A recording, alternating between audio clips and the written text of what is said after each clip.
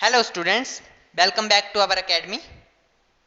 आज हम सबसे इम्पोर्टेंट टॉपिक डिस्कस करेंगे हिंदी का, जो कि सभी कॉम्पिटेटिव एग्जाम्स के लिए काफ़ी इम्पोर्टेंट है। वो है कारक। ये इनडायरेक्ट मैनर से भी एग्जाम में पूछा जाता है, डायरेक्ट मैनर से भी एग्जाम में पूछा जाए।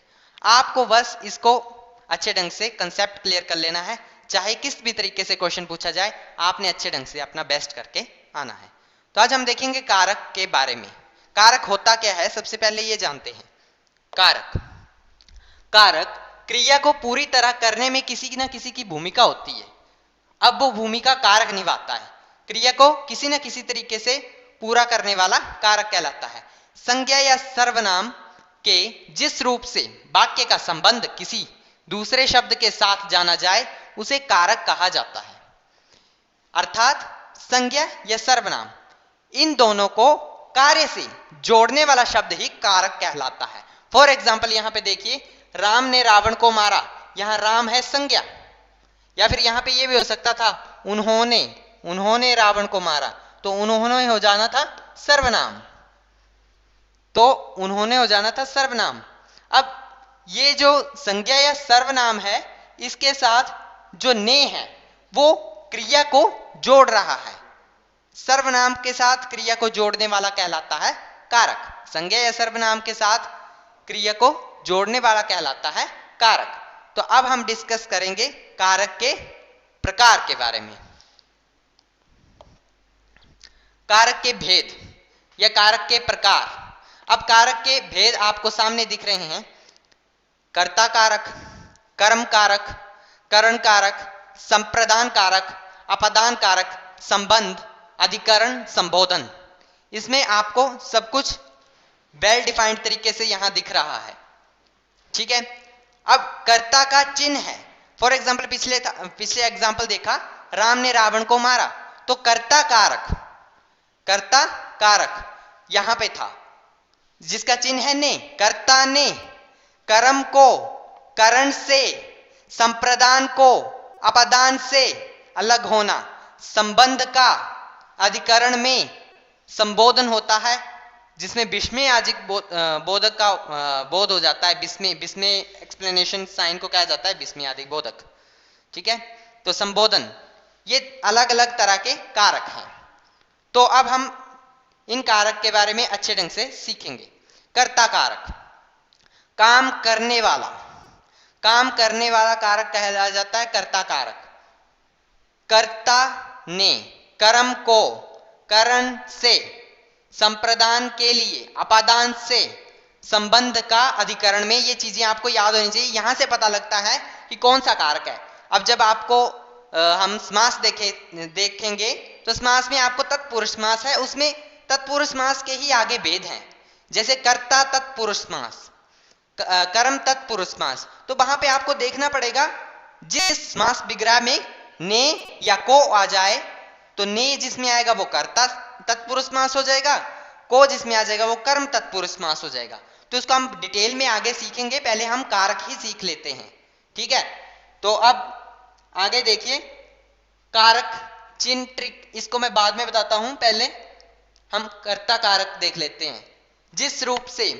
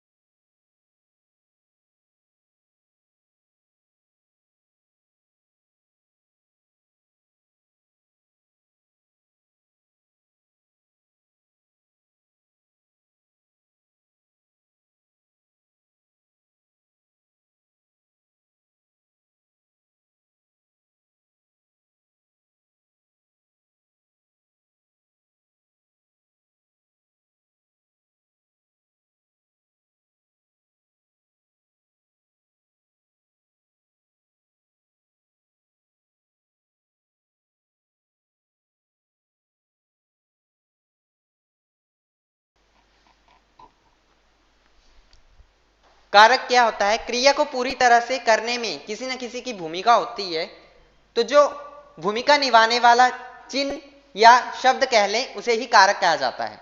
संज्ञा या सर्वनाम के जिस रूप का जिस वाक्य के संबंध के लिए किसी दूसरे शब्द का प्रयोग किया जाता है उसे कारक कहते हैं। फॉर एग्जाम्पल यहां देखा, राम ने रावण को मारा, राम ने रावण को मारा, तो राम यहां पे संज्ञा है, ने यहां पे कारक है, जो कि हमें संज्ञा और कार्य को जोड़ रहा है। जो कि संज्ञा या कार्य को जोड़ता है उसे कहा जाता है कारक। राम ने रावण को मारा, उन्होंने होता अगर इसकी जगह तो उन्होंने हो जाना था सर्वनाम। मतलब इस संज्ञा या सर्वनाम दोनों में से एक चीज होनी चाहिए, वहां संज्ञा या सर्वनाम दोनों में से एक ही होगा। वो क्या करेगा? आपके कार्य को जोड़ेगा। तो कारक जो है संज्ञा या सर्वनाम के कार्य को या क्रिया को जोड़ने के लिए जिस शब्द का प्रयोग किया जाता है उसे कहा जाता है कारक। अब हम इसके प्रकार देखेंगे। कारक के प्रकार आपके सामने हैं, या फिर हम इसको भेद भी बोल सकते हैं। कारक के भेद: कर्ता कारक, कर्म कारक, करण कारक, संप्रदान कारक, अपादान कारक, संबंध कारक, अधिकरण और संबोधन। कर्ता कारक, अब इनके सामने चिन्ह दिए गए हैं, आपको यही ख्याल रखना है, यहीं से पता चलेगा कि कौन सा कारक है। इन चिन्हों से ही पता लगेगा, किसी भी वाक्य में जो चिन्ह है इन चिन्ह से ही पता लगेगा आपको कि कौन सा कारक है ये। तो कर्ता का चिन्ह है ने, कर्ता ने कर्म को करण से, संप्रदान के लिए अपादान से, संबंध का अधिकरण में, और संबोधन है हे ए अरे। मतलब जहां एक्सप्लेनेशन का साइन आ जाए इसको बोलते हैं विस्मय आदि बोधक, हिंदी में बोलते हैं विस्मय आदि बोधक। जिसमें साइन ऑफ एक्सक्लेमेशन आ जाए उसे कहा जाता है संबोधन। तो यहां पे आपको सिर्फ यही याद रखना है, इसका ही ख्याल रखना है, चिन्ह का, वाक्य के चिन्ह का ख्याल रखना है आपको। वाक्य में जो चिन्ह होगा वहीं से आपको पता चलेगा कि ये कौन सा कारक है। कर्ता ने कर्म को करण से, संप्रदान के लिए अपादान से, संबंध का अधिकरण में, और संबोधन का तो बड़ा ही आसान है, खुद ही पता चला जाएगा आपको। बस यही चिन्ह आपको ख्याल रखने हैं, इन चिन्ह से ही पता लगेगा कि वाक्य में कौन सा कारक यूज हुआ है। और जब हम समास देखेंगे तत्पुरुष समास में ये कारक ही भेद बन जाता है तत्पुरुष समास का, जहां पे कर्ता तत्पुरुष समास होगा, कर्म तत्पुरुष समास होगा, करण तत्पुरुष समास होगा। इस तरीके से सभी भेद बन जाएंगे तत्पुरुष समास के। वहां पे आपको समास विग्रह में देखना पड़ेगा कि कौन सा चिन्ह कारक का यूज हुआ है, वही समास और वही भेद उस तत्पुरुष समास का कारक बन जाएगा। तो अब इसका अर्थ, कर्ता का अर्थ देख लेते हैं। कर्ता का अर्थ है काम करने वाला, कर्ता जो काम कर रहा है। कर्म कारक जिस पर काम का प्रभाव पड़े, एग्जाम्पल से हम देखेंगे आगे। करण कारक जिसके द्वारा कर्ता काम करता है। संप्रदान कारक जिसके लिए क्रिया की जा रही है या क्रिया की जाए। अपादान कारक जिससे अलगाव हो। संबंध अन्य पदों से संबंध, जो किसी संबंध का बोध करवाता है, किसी का किसी के साथ संबंध, वो संबंध कारक में आ जाएगा। अधिकरण में यहां पे क्रिया का आधार बताया जाएगा। संबोधन, और ये तो बहुत ही आसान है, किसी को पुकारे या किसी को जहां पे साइन ऑफ एक्सक्लेमेशन आ जाए, विस्मय आदि बोधक आ जाए, वो हो जाता है संबोधन कारक। कर्ता कारक जिस रूप से क्रिया के करने का बोध होता है वह कर्ता कारक कहलाता है, जिसमें चिन्ह सिर्फ ने है। अगर ने चिन्ह से ही पता करें तो यहीं से पता चल जाएगा आपको कि कौन सा कारक है। उसने श्याम को पुस्तक दी, फॉर एग्जाम्पल उसने श्याम को पुस्तक दी। उस यहां पे हो जाएगा सर्वनाम, और ने आपको बता रहा है कि कौन सा कारक है, कर्ता कारक है। ये आगे क्रिया है और कर्म है। कर्म और क्रिया को जोड़ने वाला जो शब्द होता है उसे ही कारक कहते हैं। तो यहां पे कर्ता कारक ने है। नेक्स्ट, कर्म कारक, कर्म के कार्य का फल जिस पर पढ़ता है उसे कर्म कारक कहते हैं। अब इसका चिन्ह होता है को, कर्म को। फॉर एग्जाम्पल, राम को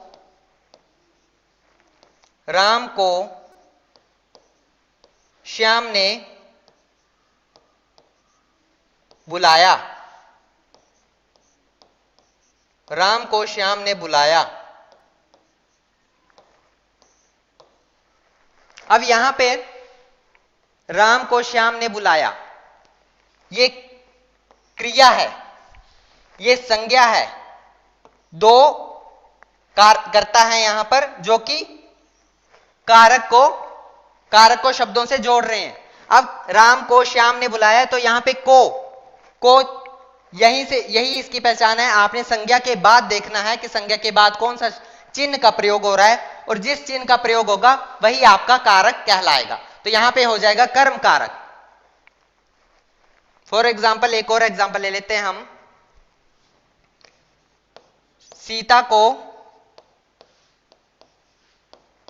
सीता को लक्ष्मण ने पढ़ाया। सीता को लक्ष्मण ने पढ़ाया, तो यहां पे भी यह है संज्ञा और यह है चिन्ह। इस चिन्ह से आपको पता लगेगा, संज्ञा या सर्वनाम के बाद वाले चिन्ह से आपको पता लगेगा कि कौन सा कारक है, तो यहां पे हो जाएगा कर्म कारक। नेक्स्ट हम देखते हैं करण कारक। संज्ञा आदि शब्दों के जिस रूप से क्रिया के करने का साधन या बोध हो जाए, अर्थात जिसकी सहायता से कार्य संपन्न हुआ, वह होता है करण कारक। से या के द्वारा इसका चिन्ह हो जाएगा। करण कारक का चिन्ह हो जाएगा से या के द्वारा। मेरे द्वारा कार्य किया गया, किसके द्वारा कार्य किया गया? राम द्वारा रावण को मारा गया।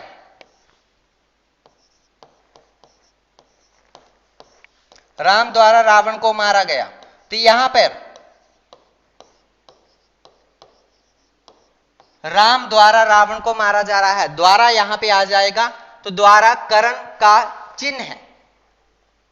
वाक्य यही है, वही वाक्य है जो मैंने पहले एग्जांपल में लिया था, पर यहां पे चिन्ह अलग यूज हो गया, द्वारा चिन्ह यूज हो गया, और द्वारा चिन्ह यूज हो गया तो इसलिए ये हो जाएगा करण कारक। दूसरा है इसका से, राम से रावण मारा गया। मैं एक ही एग्जांपल ले रहा हूं, राम से रावण मारा गया।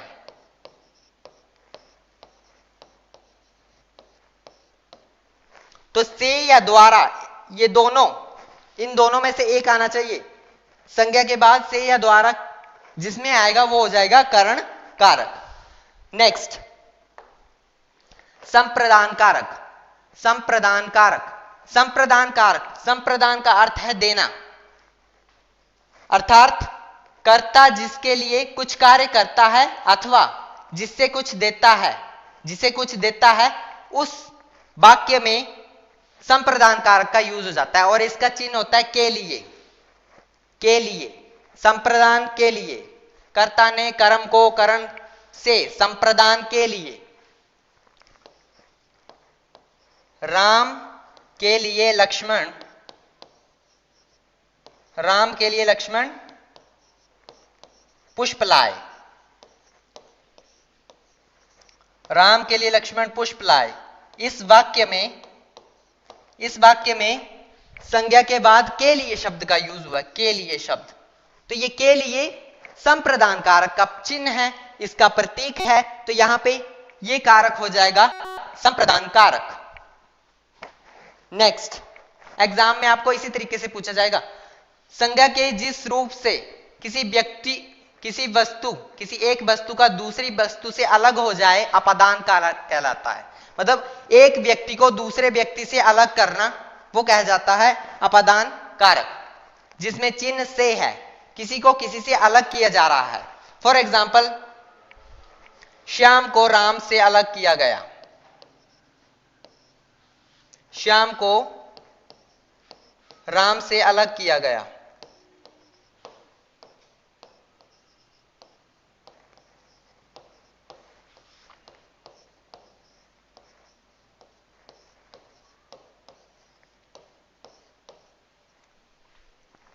अब इसमें कौन सा कारक आएगा?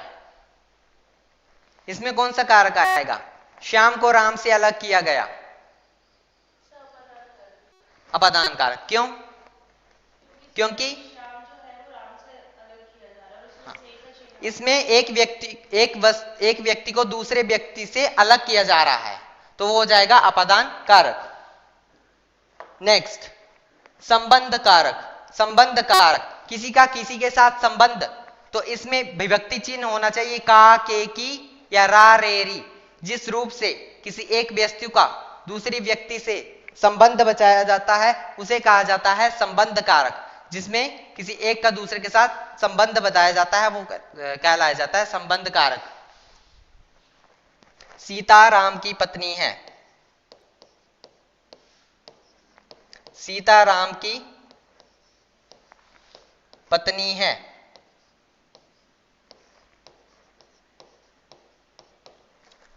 सीता राम की पत्नी है, यहां पे राम का सीता के साथ संबंध स्थापित करवा रहा है संबंध कारक।